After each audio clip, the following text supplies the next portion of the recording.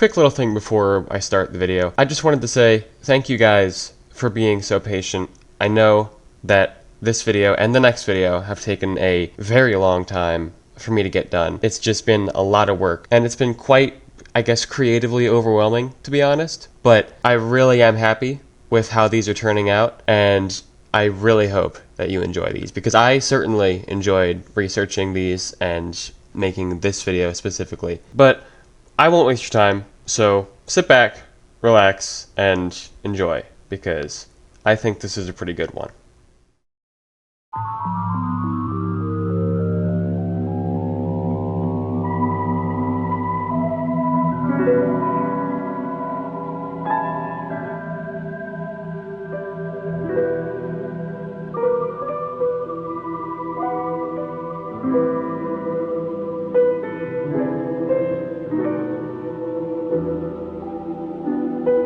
The Cybermen and Super-Earth are two factions I've talked a lot about on this channel. I've been talking about the Cybermen quite often as of late, and Helldivers in general is a topic I haven't unironically touched on in quite a while now. But this video isn't going to be like my other matchups. My other matchups are rather simple. I briefly go over both sides and then get to a verdict and make my argument for why I think one side would beat the other. In this video, I will not be doing that. Instead, I will break this matchup into segments, all covering different aspects of both factions in detail and how they would compare to one another. There are many arguments I'd like to make about Super-Earth, even if nothing has really changed much since the last time I discussed them. And as for the Cybermen, this matchup will be specifically focused on the classic Who Cybermen, meaning I'll only be looking at Big Finish audio dramas featuring those iterations, sourcebooks, novels, comics, and every Doctor Who Cyberman episode from 1966 to 1988. There's a lot I've learned about the classic era Cybermen that I cannot wait to share with you guys. So with all that being said, let's stop beating around the bush and get this show on the road.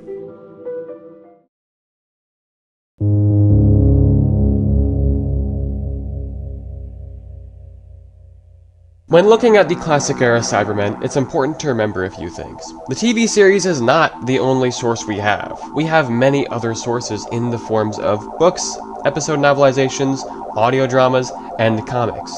It's also important that we try to find a specific time frame to take the Cybermen from, since the classic Who Cybermen can differ greatly in military strength between episodes. Because of this, we will be looking at the neomorphic Cyber Empire at the height of its power. The Cyber Neomorphs are some of the most advanced Cybermen we see in the Classic Who series. Many older anti-feats will not really apply to them because of this, but older feats absolutely can, and mostly do still apply. Something else I think is important is the general timeline of the Cybermen. When Earth's twin planet Mondaz was knocked out of orbit by a catastrophic event, the planet was sent on a journey to the edge of space. While the planet was drifting out of our solar system, it passed other worlds. While the Cybermundazians stayed on Mondaz with the intention of one day returning to our solar system, Cyberfaction, a new divergent group of Cybermen, left the planet and landed on the closest world as they passed it by.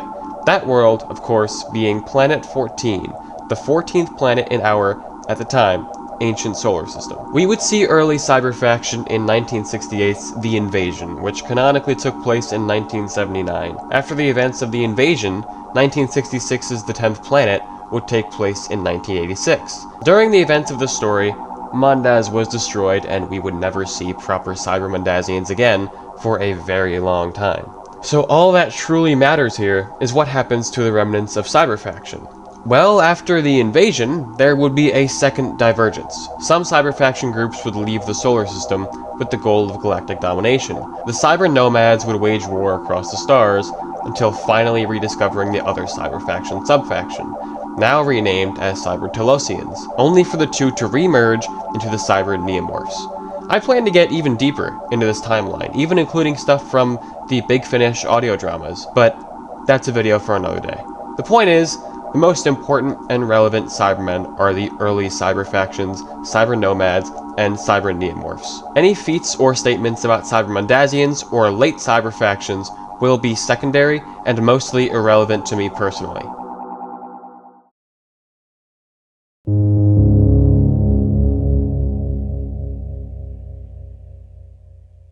When on the topic of cyber neomorph numbers and territory, we really don't have anything concrete for that specific era. According to part 3 of the Big Fish Cyberman series, the Cybermen had over 1,000 planets, each one having millions of Cybermen sealed away inside. One statement even assumes that the total number could add up to billions of Cybermen. It's showing us the locations of various planets. Spaven, can't you get any more information than this? Wait a minute, just a minute.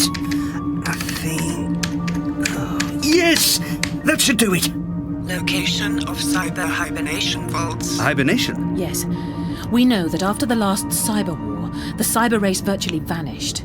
Earth's security operation, Sword of Orion, found a cyber ship full of dormant Cybermen. The same thing must have happened on a planetary scale throughout the entire galaxy. There must be over 1,000 planets highlighted across the chart. All of them once inhabited by Cybermen. Millions of Cybermen on each planet. And the human race thought they'd all died out. But they hadn't, and each of those planets contains a hibernation vault. My God, if they were all activated at once, there could be billions of Cybermen waiting. This particular planet seems to be important. If we take the billions of Cybermen in hibernation and add that to the already awakened cyber armies, well, that's gonna create a problem for Super-Earth. Especially considering the Cybermen have multiple cyber conversion worlds, all with millions or even billions of Cybermen sealed away in cryo on each one. So this is another world that has been turned into a... what did you call it? A cyber foundry? Yes, your world wasn't a one-off. Why are they not, killing us? Because they're dormant. You could have said that. This is an entirely converted planet. The Cybermen invaded, killed, slaughtered, converted, and then off to conquests new. It's what they do. Destroying planet after planet. Oh no, not destroying. There's no logic in that. Look around you. It's like, I don't know, what I imagine a huge car factory or something to look like. Huge machines pumping and churning out whatever. It stinks. Ozone and smoke and smelting. The smell of robotic industry. But what are they making? More Cybermen? You ask me, they've got enough. Look at them, row after row. I mean, how many are there? Millions? Billions? Yes, and all waiting for the moment, the order, the tiny computer command that activates everything and sends them on their way. Killer after killer, a swarm of silver wasps. But in the meantime, they're just standing here. The Cybermen are a nomadic race, at least at this point in their history. They have little need of a home planet. What does a Cyberman do once it's conquered everything? Sit down in front of its cyber telly and watch cyber soaps? No, it waits. It waits until there is something else to destroy, something to convert, to make like them. So, what are all the machines for? Oh, some of them will be making cybernetic body parts, certainly. Ships, weapons. A lot of the converted planets are used as power resources. It takes a lot of energy to try and take over the universe. You have to get it from somewhere. That is why this world was seeded with the cyber gene, to become a cyber world. Its people converted, its mineral resources exhausted. All to stop it falling into Dalek hands. We don't know exactly how many Cybermen there would be at one time, but we can safely put them in the hundreds of billions range to start. In terms of territory, the Cybermen don't generally seem to be interested in owning space. They'll generally have one home world, maybe some tomb worlds for the sake of survival and hibernation, and then the Cybermen would usually have cyber foundries and conversion planets, all dedicated to converting organic matter into their own image and building weapons of war. And if whole planets weren't enough, the Cybermen even have the resources necessary to build entire armies and convert local populations stored within their ships. That is why Volga must be destroyed. Before we begin our second campaign. Oh, there's to be a second campaign, is there? We have enough parts in our ship to build an entirely new cyber army. And this time, Doctor, it will be invincible. Any cybercraft is equipped for local population conversion. It sounds like your people have inadvertently salvaged some very dangerous technology. Their current homeworld, for the sake of this matchup, will be Telos.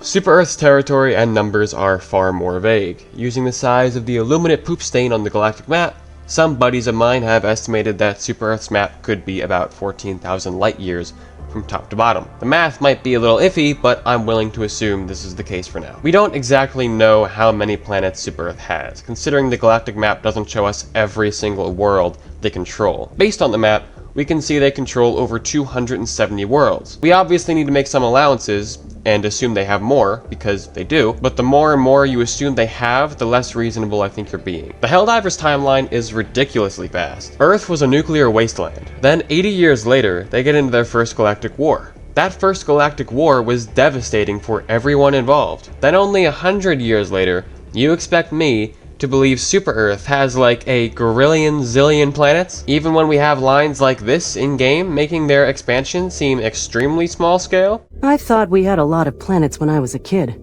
but we've settled dozens more since then.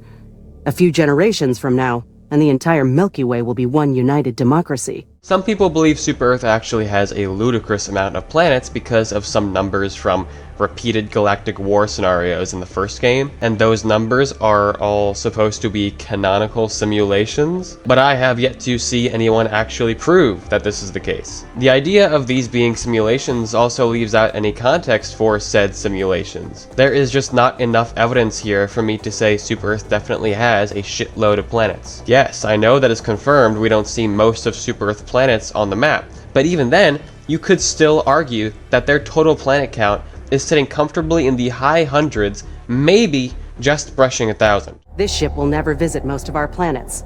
Why? Because they aren't under attack. And with you here, they'll stay that way. All she said is that we don't go to most of their worlds. She didn't give a number, and she didn't go into any more detail than that. Most does not mean they have quadrillions of worlds.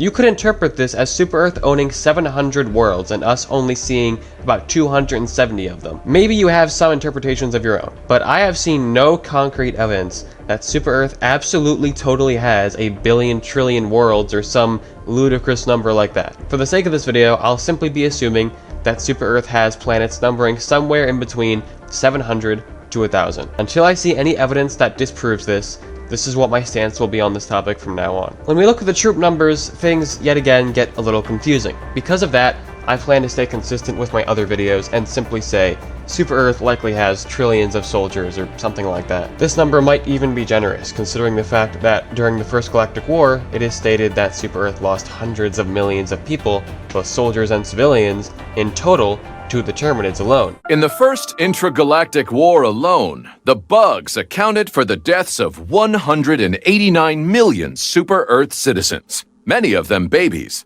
Don't let the bugs kill babies. When it comes to numbers or sizes for anything, Arrowhead loves to contradict themselves. I don't think they really care about this game's lore very much, which is fair, but it's extremely frustrating for someone like me who wants to have these conversations about Helldivers factions.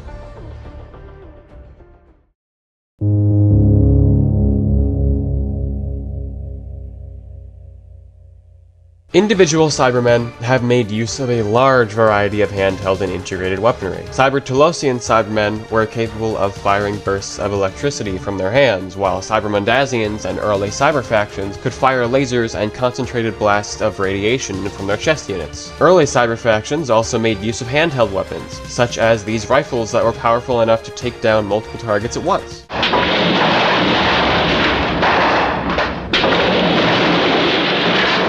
They also had heavier duty weapons, like this cyber cannon that would have completely destroyed a moon base if it weren't for a gravitron shield protecting it. The neomorphic Cybermen in particular would often make use of powerful handheld cyber guns that make decently large explosions on impact with surrounding terrain. After you. Halt! Halt! Or you will be destroyed!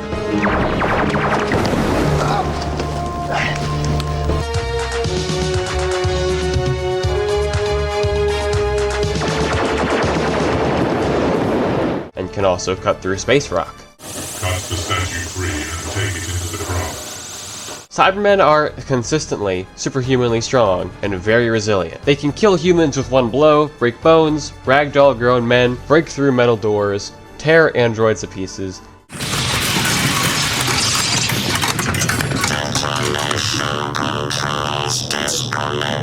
No! Get off me!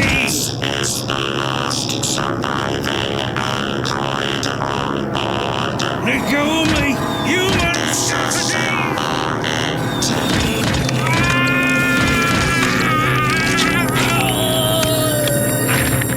break guns with their bare hands.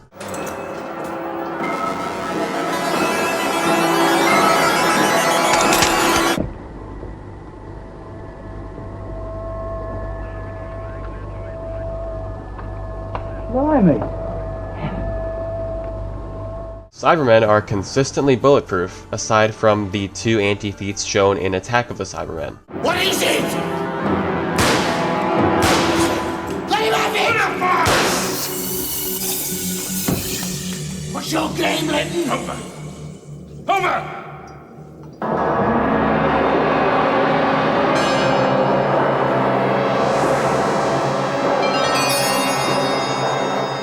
My name is Linton. And I am your prisoner, Cybermen.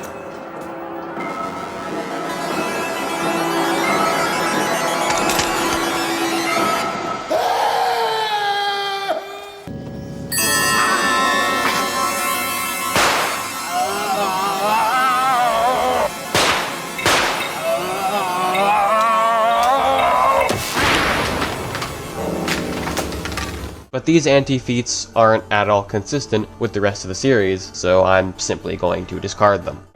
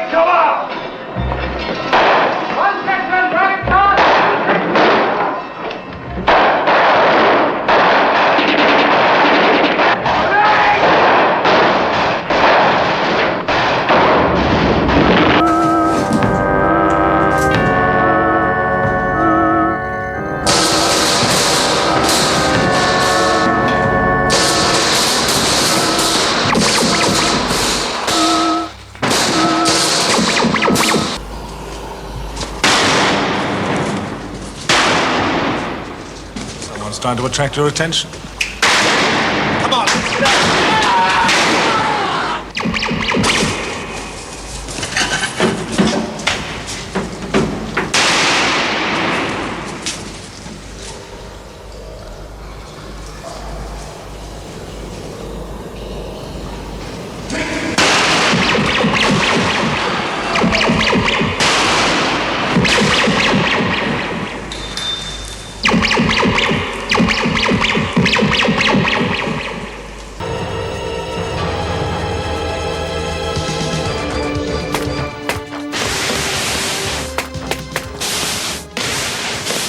Eradicate them. Destroy the woman and her servant, and we will divide the planet into your slave groups and ours. Good. But remember, betrayal will be fatal. We are invincible to your weapons. Cybermen are also extremely resistant to energy weapons. There are many instances of Cybermen being unaffected by energy weapons. Get away from there! Run!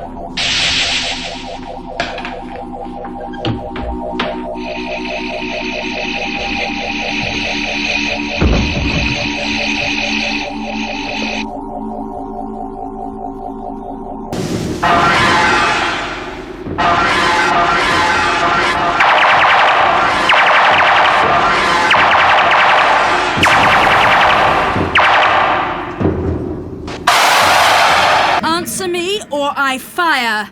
You cannot kill me. You cannot kill me. Oh, God. What the hell are they? They must be the filth that killed Mark. Let him have it, Chev. Your weapons are ineffective. You will surrender. Seize them. Get back! Your weapons will have no effect, but my Cybermen are quite capable of destroying you. You will relinquish your weapons and surrender, or we will kill you swiftly and mercilessly. No. Eradicate the drones, leader. Fire! Enemy! Our weapons are ineffective! I can see that!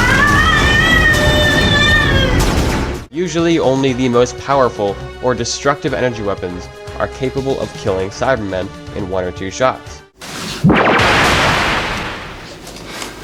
Power in these things is running out. Move! Quickly! We can't let them corner us. No chance of that! We came loaded for Cybermen! Shooting at them just draws their attention. And blows their nasty little silver faces off! Don't forget that! Yes, there's certainly something about our diva. And that gun of hers. Now that is a really classy piece of work. I've never seen anything like it. On top of which, it seems to have been specifically designed to kill Cybermen. Are you sure? Well, it takes a lot to stop a Cyberman. Yeah, our guns didn't work. And yet she can knock them down with virtually 1 shot. But multiple focus blasts from weaker energy weapons are capable of damaging cyber units as well. Now? I want that second one just a bit closer.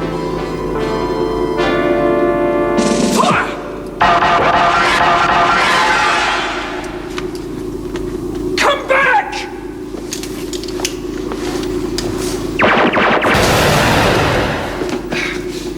Don't take risks like that again. You are right, leader. The Doctor is a formidable opponent. I anticipated as much.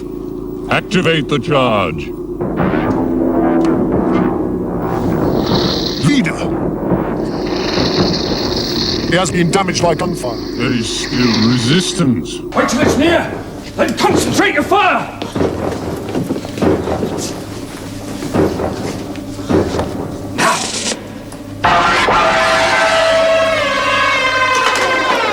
When faced with human weaponry, the heavy-duty weapons are usually required to damage or destroy Cybermen. Cybermen have been killed with bazookas, for example. Doctor, get down! Right, bazooka!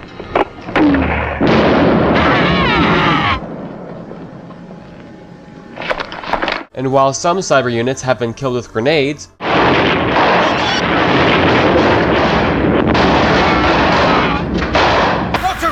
Human soldiers, retreat or be destroyed. You men! Covering fire now! Destroy them. Good to see you, Colonel! For the spaceship! Thought you might appreciate it if we didn't wait the 15 minutes! Watch it! Grenades! The numbers are too great. Withdraw.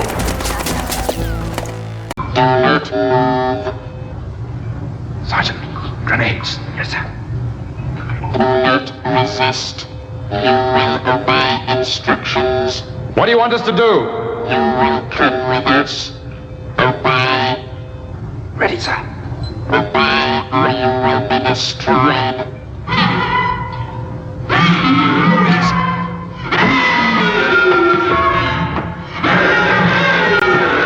Now. Get out!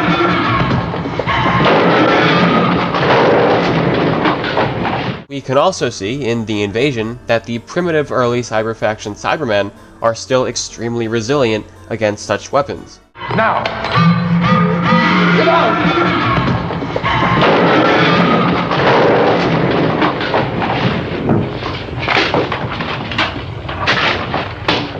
Head again, Sergeant. Grenades, quick! Come on, Perkins, come on! It's too late, Sergeant. I'm getting out. Perkins! Come back, man!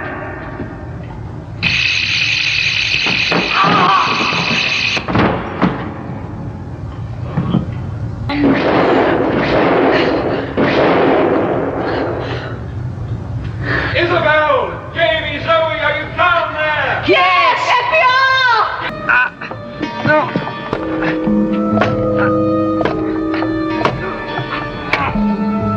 That's it! Yes, sir, you got it? Benton, grenade! Coming, sir! Quick, man! Hey!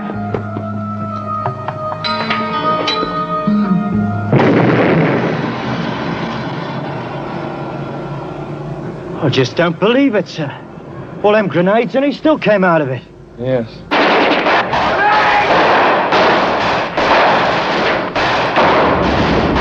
While the Cybermen are extremely resilient against projectile and energy weapons, you can destroy them in hand-to-hand combat if you have equivalent or more strength to them.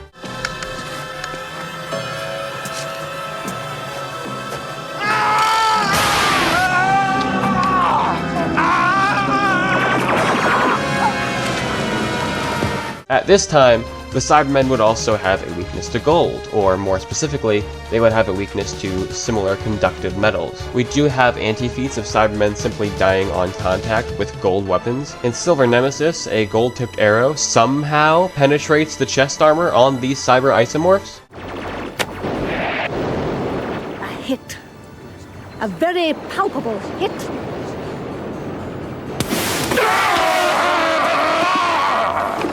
Where did that come from? I couldn't see. A Cyberman killed with an arrow, but that's ludicrous.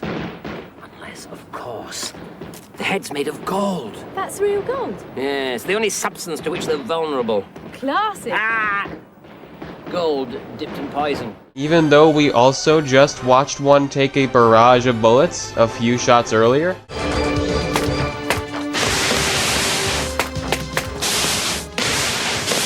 Eradicate them. The gold weakness was always meant to work in a specific way.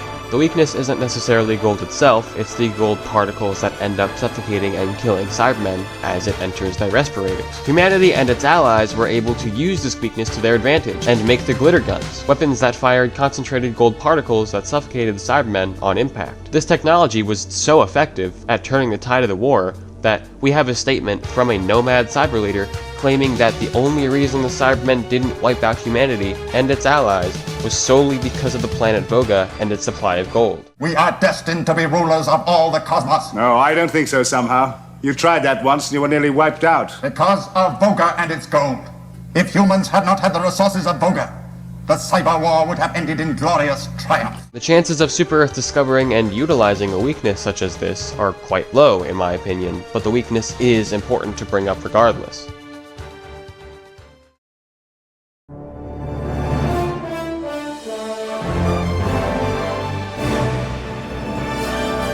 Not much is known about the Super Earth Armed Forces, but we know plenty about the Helldivers. While the Seaf are more like grunt units that get deployed in large numbers, the Helldivers are Super Earth Spec Ops units that get deployed in smaller squads of 4. Helldivers often face hordes of enemies while equipped with multiple weapons and stratagems. I think there are many misconceptions about the Helldivers floating around out there on the internet. And because of those misconceptions, I think the Helldivers are severely wanked. It is true that Super Earth can alter DNA. Of all the wonders humanity has achieved, the one that cannot remain in enemy hands is, without question, Eagle Sweat.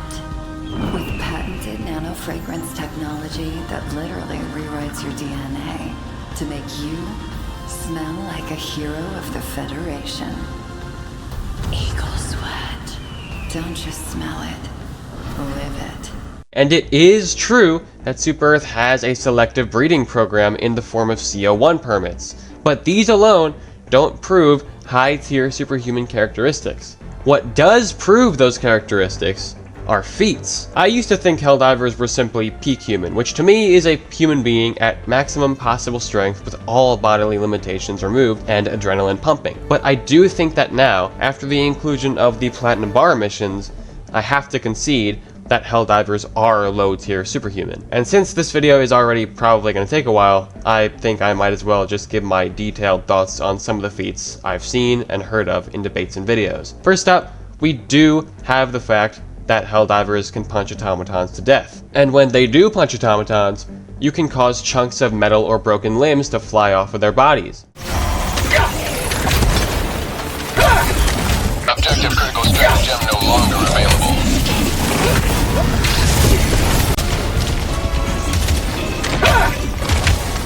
Objective critical stratagem no longer available.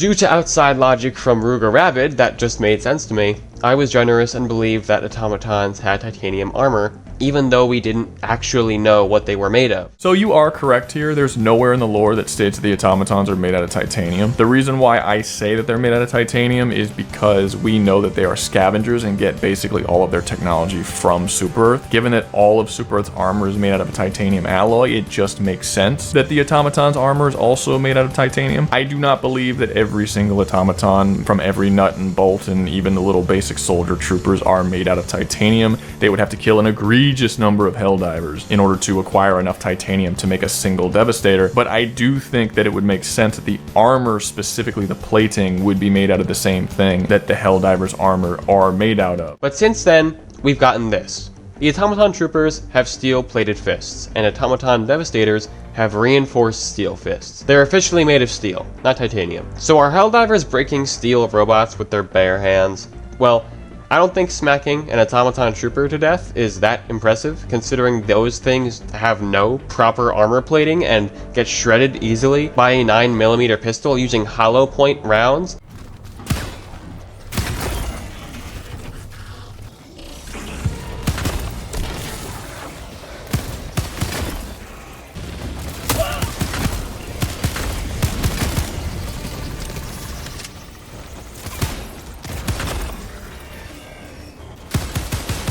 Hollow points aren't very effective against metal barriers, by the way, and yet they shred through troopers like paper. It is still pretty impressive that Helldivers can punch metal robots in general, but it's not as impressive as some make it out to be. As for Devastators, they literally have giant gaping weak spots. Their armor only covers their chest. Everything else is an unarmored weak point. It's not crazy to assume Helldivers would simply strike them there. I'd also like to point out that Helldivers never actually punch anything with their bare hands. You can't actually do that in the game. You can't even melee with a grenade. Every time you smack someone, you're either using a melee weapon or you're using the butt of your rifle. Obviously, a Helldiver's strength is still impressive, but it's slightly less impressive when a blade or rifle are taking most of the impact instead. You can also apparently melee vehicles to death, like harvesters and tanks.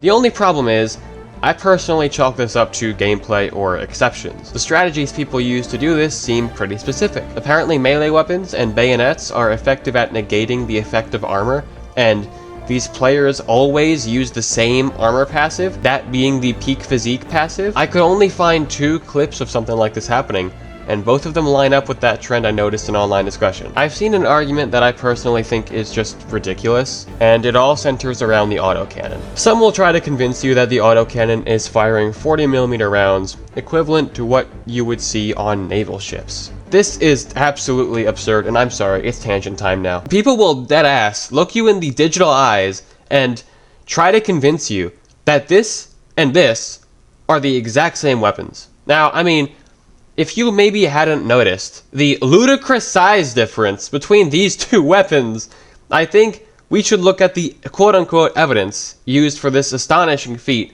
to see how well it holds up. Just by using our eyes, we can already prove that this and this are not the same. But if we look at the actual weapon stats for the autocannon itself, we'll see where this argument stems from. The autocannon has both flak and AFET round stats. And when we look at the flak rounds, we can see that the weapon caliber for the autocannon says 40mm. So, case closed, right? It clearly fires 40mm rounds. No! Case not closed. Because if we look right above the caliber stat, we can see the title of the card literally says 20mm flak rounds. And as for the AFET rounds, those are 20mm too.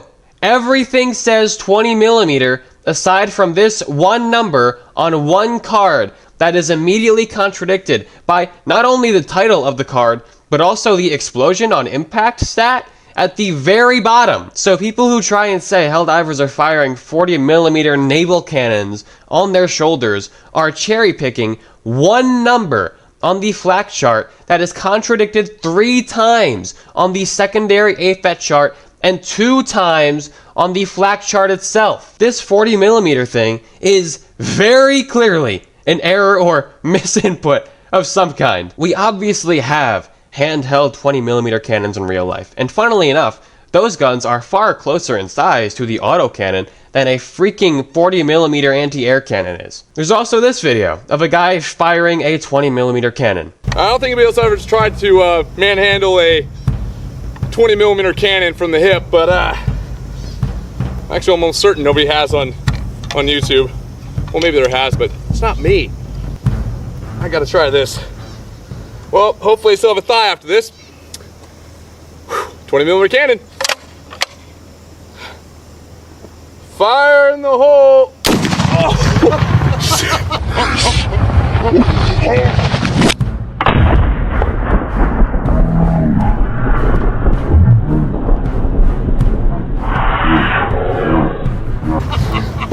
If he was holding that gun properly, he probably could have kept hold on to it as it fired. Would that hurt a human being? Sure, depending on the recoil. Would it kill him? Is it impossible? No. Besides, Helldivers are obviously physically stronger than modern humans anyway, and they're wearing body armor. I seriously doubt they'd have a hard time shoulder firing a 20mm cannon. If a Helldiver can casually fire a 40mm anti-aircraft cannon, why the hell do they even experience recoil at all? Why, when I fire a 9mm pistol, do I experience recoil? Did you know that the autocannon and anti-material rifle have similar amounts of recoil? Why do the autocannon and anti-material have similar amounts of recoil? Is the anti-material also firing 40mm anti-aircraft rounds? It's also not hard to believe that Super Earth made the autocannon with mitigated recoil.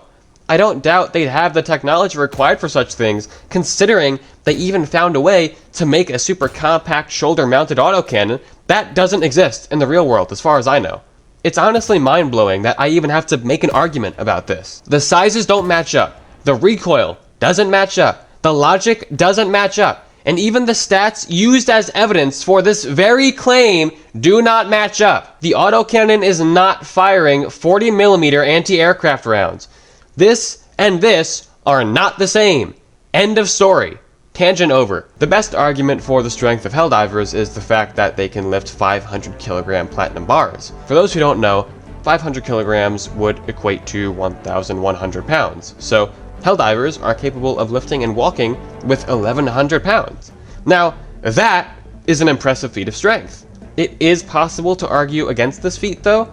First and foremost, the reason we know this bar weighs 500 kilograms is because it literally says so on the bar. There's a chart that I believe is fan-made that helps players decode automaton language, and this is how we decoded the words on the bar. The only wrinkle in this is that the chart itself may not be 100% accurate, as the chart itself does literally say that it may contain some errors. So there's a chance this could be mistranslated, but I'm willing to say the bar is 500 kilograms until evidence proving otherwise is brought forward. What I'm not okay with is saying Helldivers can chuck those platinum bars like footballs. There's a game exploit that allows you to throw heavy objects quite far, allowing you to move them faster than normal.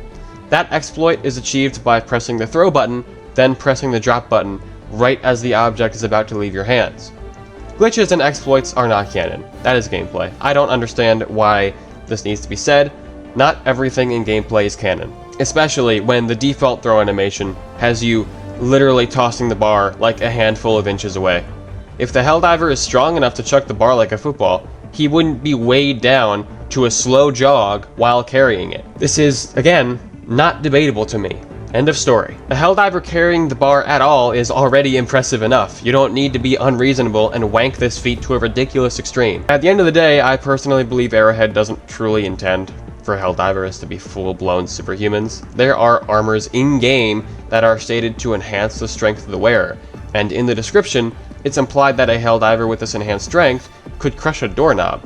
If Helldivers can all casually beat robots to death and carry 500 kilogram platinum bars, Would they not already be able to do something like that? At the end of the day, I think this superhuman argument mostly stems from gameplay. But gameplay is all we really have, so I'm going to assume Helldivers are a low-tier superhuman for now. In terms of durability, Helldivers aren't super impressive. Their armor is stated to be made of titanium alloy, but the word alloy is pretty important here. There are titanium alloys in the real world that are as strong as aluminum. And in-game, we see Helldivers being quickly killed by their own ballistics. Squadron deploying Helldiver to combat zone. The titanium alloy in their armor is either very weak, or there isn't actually a lot of titanium used in the armor. This does make sense considering Helldivers are meant to be expendable anyway. It isn't all bad though, considering Helldivers can survive hits from chargers, albeit with injuries such as broken bones. Helldivers also come equipped with stimulant drugs that act as a sort of adrenaline rush used to numb pain. And no, I'm sorry, but Helldivers cannot survive Hive Lord smashes. That's just gameplay. Even with the required armor passives to pull it off, direct hits kill them. Lastly, in relation to Helldivers alone, we need to talk about intelligence. Helldivers are not very competent. I don't even really think it's debatable anymore, honestly. Helldivers are born and raised in a dystopian society that wants them to be nothing more than mindless cattle. They are trained to be free of thought. It's literally in the game. 13.2% of all Helldiver deaths are the result of friendly fire. I've had some people tell me that friendly fire can happen a lot in real life too, and honestly, yeah, that's true. But the circumstances between the two are entirely different. In the real world, friendly fire often happens in low visibility zones, complex urban warfare, mistaking the friendly for a hostile due to similar uniforms, crossfire in crowded areas, and fast-moving air support. The only valid reason for friendly fire here, in reference to the Helldivers, is fast-moving air support.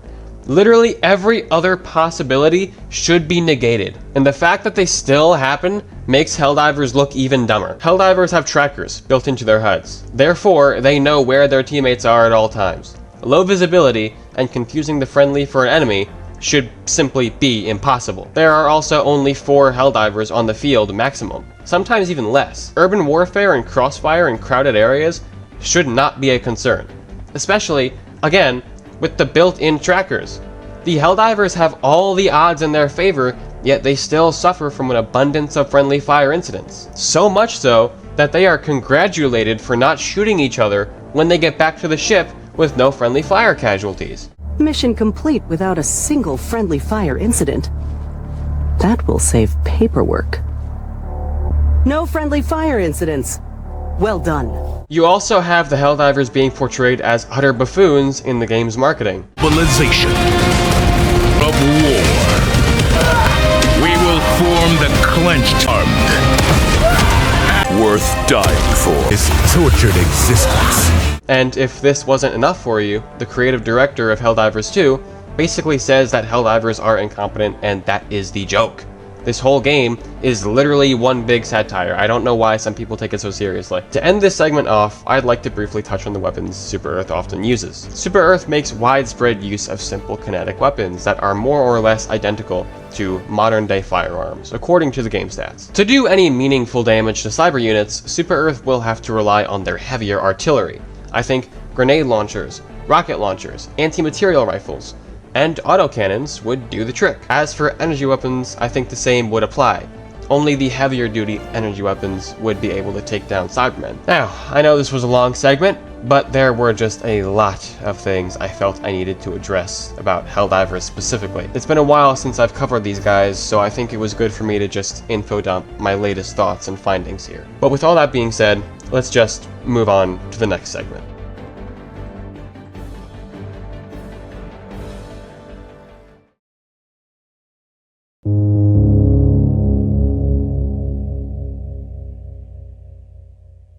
Doctor Who can be a frustrating show sometimes because a lot of the coolest details can often go unexplored. The Great Cyber War is one of those details. The Cyber Wars were a series of conflicts that extended from the classic series all the way to the modern series. The Cybermen have waged war against humanity and its allies for thousands of years, and yet we know virtually nothing of their artillery. All we know is that they have tanks and artillery, but we don't know how powerful it is or how it works. They do also have a drill called the Cybermole, but I can't see how that would be very game-changing.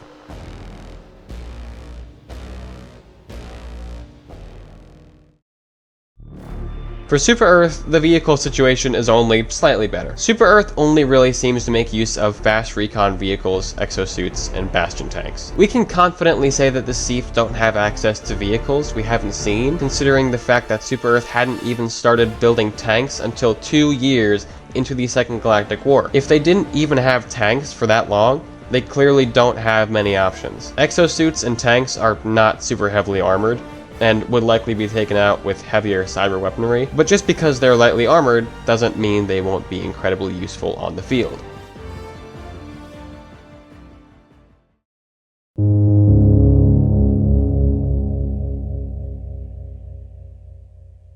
Cyber ships have come in many different shapes and sizes.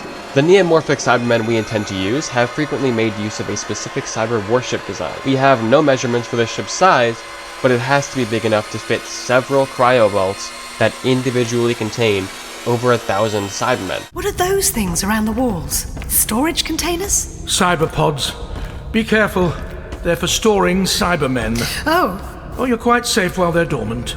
well, there must be 1,000 of them at least. They're stacked right up to the ceiling. It's inefficient to have thousands of Cybermen stomping around with nothing to do, so they're stored in pods until they're needed.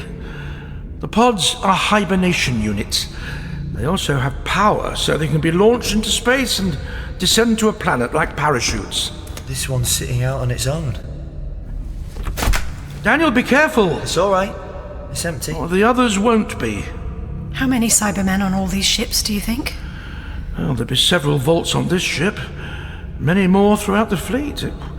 At a conservative estimate, 200,000. Oh, that many? This means the ship has to be big enough to store thousands of Cybermen, plus the Cybermen on board who would be actively manning the ship. Chances are, this thing is bigger than a super destroyer. We have absolutely no idea how many ships the Cybermen have had in total, but we've seen them assembling fleets of dozens, hundreds, and even thousands of ships at a time. Of course. It's so simple. They're shrouded. What? Shrouded. They don't show up. But we must try and force them into revealing themselves. Treble. Bass. Please let me be right. Anyone listening? Balance.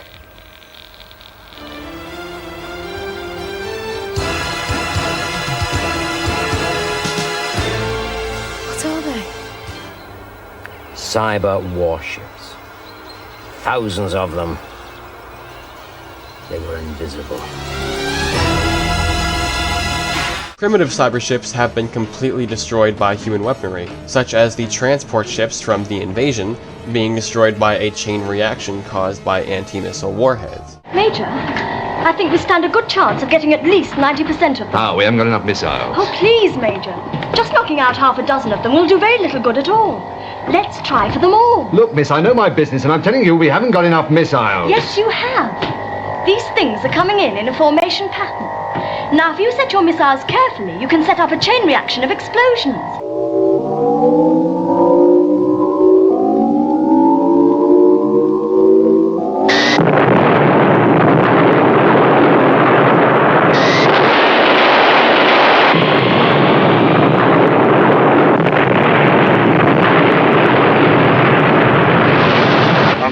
Transporter fleet is being attacked and destroyed. And a nuclear warhead destroying the cyber control ship. Sir, the Russian missile, it's almost on top of the spaceship. I think they've got her.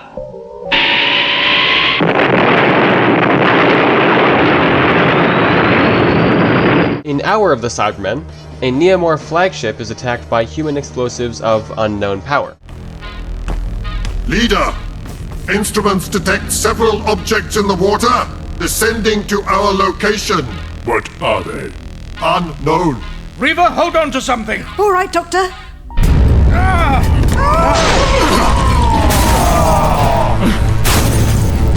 Under attack. Reva, this is our chance. Quickly, Doctor, do it. Shut down the satellites. Stop him. At once, leader. Doctor, look out! Doctor, are you all right? No bones broken. Hopefully. Did you do it? You failed, Doctor.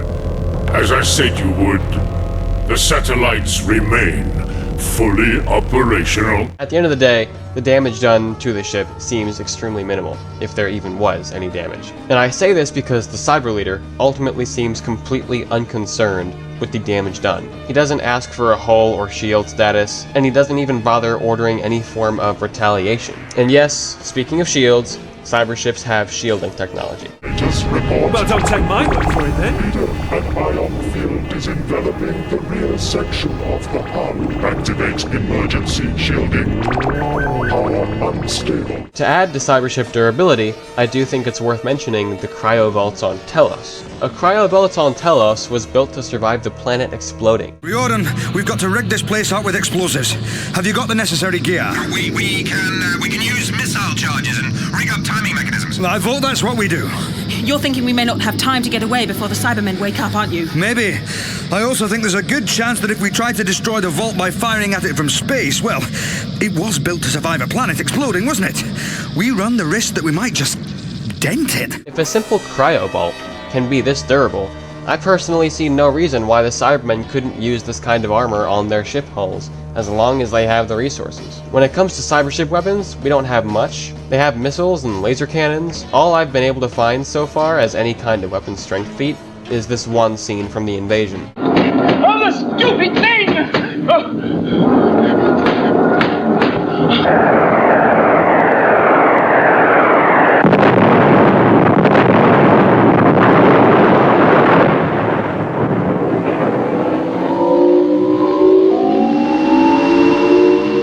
The Doctor states that the TARDIS would have been nullified by an incoming missile from the cyber control ship. Nullified is a rather specific and aggressive term, which makes this statement very impressive, especially if it's saying the TARDIS, of all things, would have been obliterated. Cyber ships are also capable of bombarding planets and penetrating large-scale shields. Our communications with Voga have been compromised, Leader.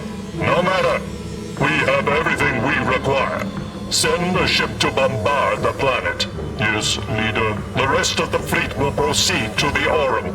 We must stop Oberon Fix and acquire his weapon. The war will finally end, and Cybermen will be victorious. What's that noise? Shh. Aerial bombardment. Grey divers. There must be a cyber ship in orbit. No, not that beautiful city. They've made it through the shields. What has Delatine done? No time for that now. The Cybermen are here. Though, whether the shield was planetary scale or simply city scale is unknown. Super destroyers certainly aren't shrugging these weapons off. As for how fast cyber ships travel through space, we have no idea. We know for a fact that they obviously have FTL capabilities. They know how to use warp drives and hyperdrives. Prepare hyperdrive engines for activation. Hyperdrive engine power on. Verify coordinates for hyperjump. Control response normal. Engine response effective. Thrust 5,000. Engage hyperdrive. This is rough. It's making me feel sick. Cyber warp tech, not designed for humans. But we unfortunately don't really know how fast anything is moving through space in Doctor Who. In Revenge of the Cybermen, we have a statement from the Cyber Leader claiming that a space station they are piloting is moving at 10,000 light units. The beacon is approaching Voga at 10,000 light units. It is time for us to leave. Unfortunately for us, this expression is rather vague, and the space station in question doesn't even belong to them. It's a human beacon that they invaded and hijacked. On top of this, we have a statement from Earthshock that confirms cyber ships are far more advanced than human ships. The ship is in warp drive. Interfere with the navigational system and we will disintegrate. Your technology is primitive compared to ours. Mistakes will not be made. This tells me that whatever 10,000 light units must mean should be the lowest possible floor. The Cybermen likely have way faster FTL if they consider human ships to be primitive. Either way, I think it's safe to assume super destroyers will have faster FTL. Speaking of super destroyers, that's all we can really talk about in regards to Helldivers. We know Super Earth makes use of Liberty-class cruisers, but we know nothing about them. All we know is that they exist and supposedly cost as much as a Helldiver deployment. The average Helldiver mission approaches the cost of a Liberty-class cruiser. Just goes to show how critical our mission is to the war effort. Super destroyers are seemingly unshielded and made out of glass, considering we consistently see them getting shot down fairly quickly by automaton ships and orbital cannon.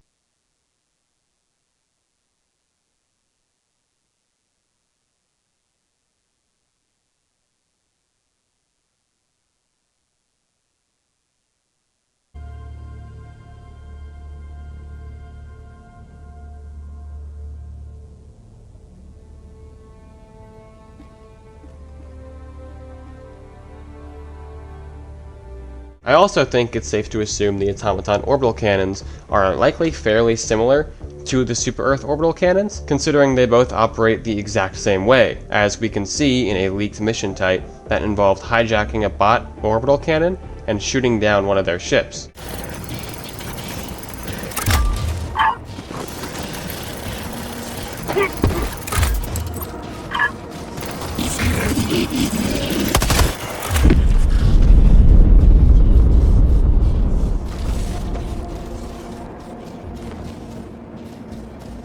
If super destroyers are getting shot down by weapons that are weaker than an M1 Abrams, a tank made in the 70s, that's certainly not a good look. While super destroyers are unfortunately made of glass, they do have a wide range of weapons to choose from in combat. As far as we can tell, the super destroyer uses its stratagem weapons in naval combat. General Brash says that the super destroyer is worth 2,000 megatons of TNT. It's just you, the gun in your hands, and 2,000 megatons of explosives in close orbit. That's it! And according to the shipmaster, the super destroyer is capable of leveling small moons.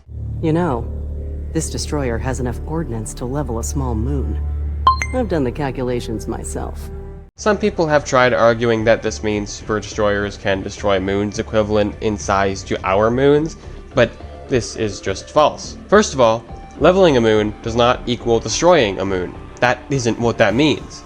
Second of all, our moon is considered a large moon.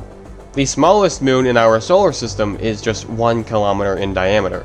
I'm not saying that's the largest moon a super destroyer can level, but that is how small moons can get. Where Helldivers does have an advantage is its FTL capabilities. Super destroyers have Alcubierre drives, meaning they can jump from one planet to the other in an instant.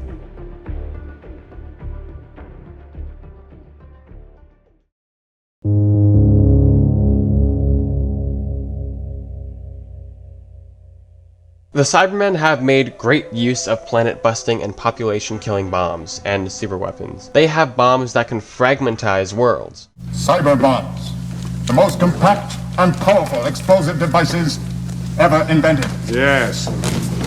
And their use was banned by the Armageddon Convention. Cybermen do not subscribe to any theory of morality in war, Doctor. Our calculations indicate that 2 bombs placed in the central fissure of Voga will fragmentize the planet. Fragmentize? Oh well, I suppose we can't expect decent English from a machine. They have bombs that can wipe out civilizations and cause extinction-level events. We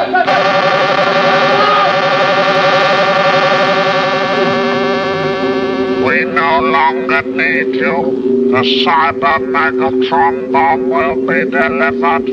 We must destroy life on Earth completely. Our records indicate that you have a fondness for Earth. Fondness? I'm surprised your emotionless brain understands the word. It is a word like any other, and so is destruction, which is what we are going to do to that planet. You've tried before. This time we shall succeed, and you will live just long enough to witness it.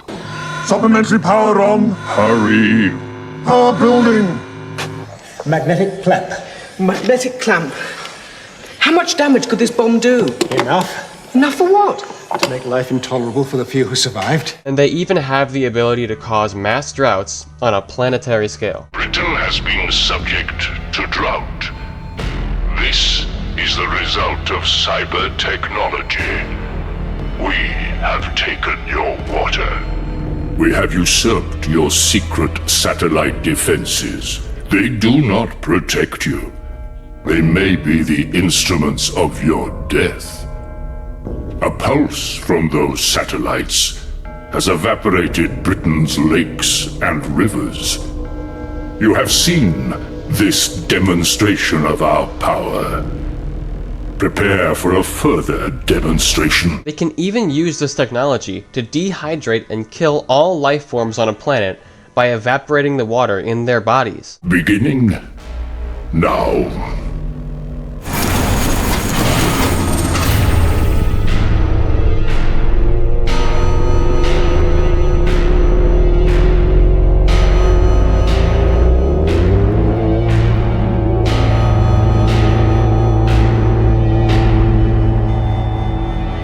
The Cerberus satellites above Britain have been recalibrated to specifically target human anatomy.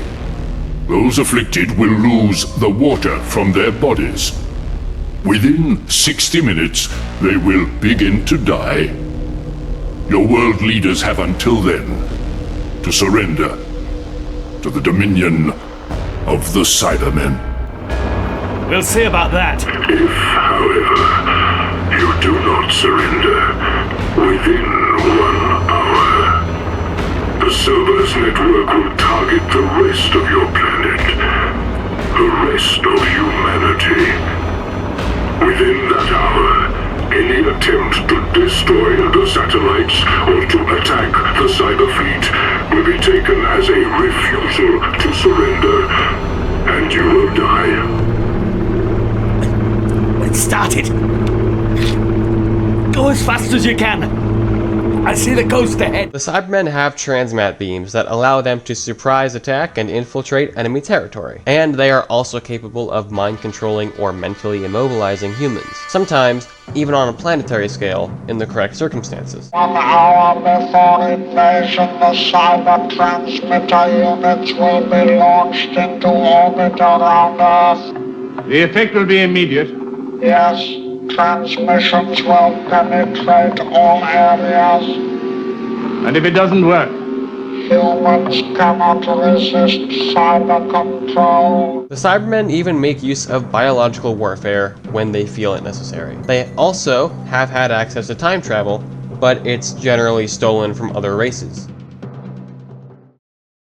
Super-Earth's technology, in comparison, isn't extremely impressive, but they do have one superweapon in the form of the Democracy Space Station, otherwise known as the Star of Peace. One blast from this weapon can turn a planet into a black hole, obviously destroying it in the process. The only downsides are the fact that the Star of Peace requires a massive amount of E711 to fire. This is a substance gained by killing lots of Terminids. The DSS itself is also historically not well built. It's prone to being heavily damaged by enemy fire, and it's even damaged itself when firing its own weapons. But downsides aside, the Star of Peace will be a very helpful asset for Super-Earth and managed democracy.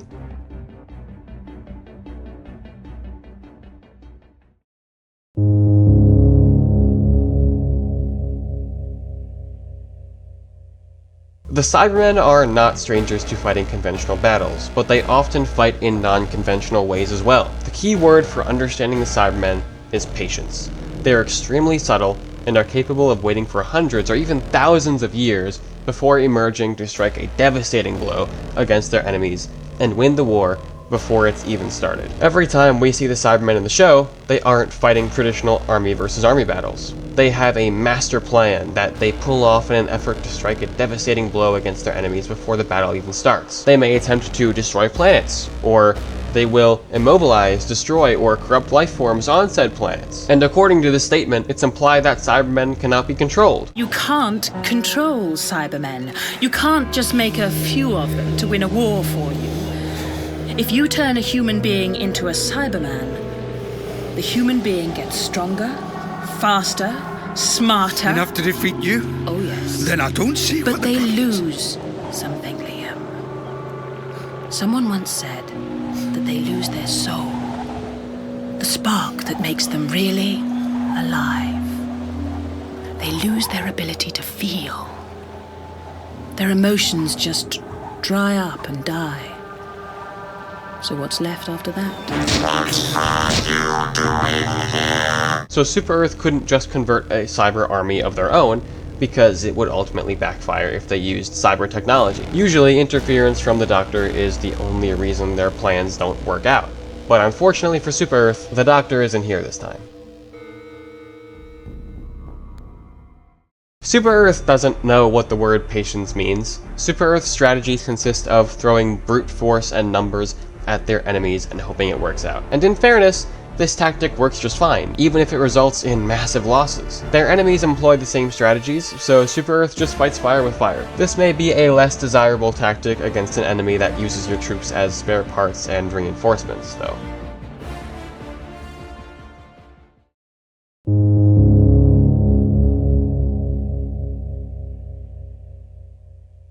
At long last, we've reached a verdict. The Cybermen, emotionless, cyborg monsters that stomp around the galaxy and convert it against its will, considered the most dangerous enemy humanity and its allies have ever faced. Still got gold in my teeth. I don't think you realize how serious this is. Oh, I don't think it could get any more serious. You see, I know when we are. Humanity and their allies are facing the greatest threat to their existence. A near unstoppable enemy that not only courses through the galaxy, but converts it, corrupts it.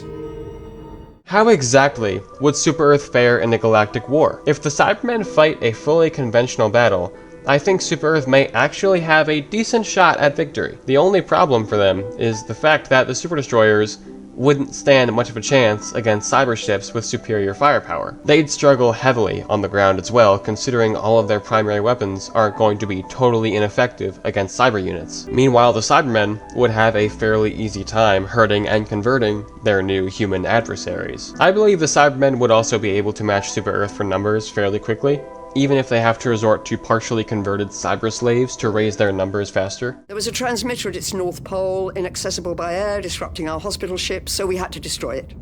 That was our mission, very simple. The transmitter was a box, no bigger than this room here. Like I said, we were the third assault. And just so you know where this story is going, there was a fourth, a fifth, a sixth, etc., etc. So we don't succeed. But we didn't know that at the time. We landed 7 days' march away, the closest we could get. And between us and the transmitter, there was what was known as the Silver Sea. It was not an actual sea, it was too cold for that. No, this was a legion of half-formed Cybermen, poor conversions, dropped onto the glaciers as guard dogs. The Cybermen didn't even bother to station a proper presence there. They knew we wouldn't make it. To our credit, we lasted 4 days, which was more than the first and second combined. But after holding back the latest wave of cyber hordes, our leader tripped on a mine. And that was that. The problem is, I don't think the Cybermen would fight conventionally. What they would do is start out slow. They'd stay hidden and formulate a plan. They could destroy key worlds and take Super-Earth by total surprise. They could brainwash government officials and use them to slow Super-Earth's progress or influence the masses. They could simply wipe out all life on key planets, and they could even infiltrate Super-Earth's technology and implant their own devices, which would then help them immobilize Super-Earth soldiers and citizens before the battle even begins. The Cybermen are good at playing the long game, and they've waited years at a time while fighting battles or plotting schemes. The Cybermen will use Super-Earth's numbers to their own advantage by converting Super-Earth's forces into their own ranks. Cybermen are smarter, more powerful, and harder to kill. The Cybermen have better reflexes when flying their ships, meaning they're going to be quicker and more nimble in naval battles. A single assault craft, that far into our territory. They would have to be flying with a precision beyond human reflexes, more sophisticated than any of their computer systems could achieve. Cyber ships have the potential to be more durable, and their weapons will simply make quick work of any super destroyers that Super-Earth throws at them. Even the DSS would likely fall under pressure. You've taken the plans for Earthfleet's most advanced warship and augmented them with cyber technology. Your vessel cannot be matched for power, speed, and armaments. You will be unstoppable. Overall, the Cybermen win. If the Cybermen are fighting a fully conventional war, I put their chances at a 7 out of 10 victory. If the Cybermen are fighting a non-conventional war, I put their chances of victory at a 8.5 out of 10. But what do you think? Do you agree? Disagree? If you liked the video, I'd appreciate it if you showed it by subscribing for more and hitting the like button. Maybe even commenting for the algorithm. And on that note, would you want to see more from me in relation to the classic era Cybermen? All this information I've gathered isn't the end of it. There's still more research I plan on doing, so if you'd like me to pit the Cyber Neomorphs against another faction, let me know in the comments and I may or may not do it. But with all this being said, thank you so much for watching, and I will see you in the next one. Bye-bye. You are the child of my makers, inheritor of all they left behind. You are Forerunner. But this ring is mine.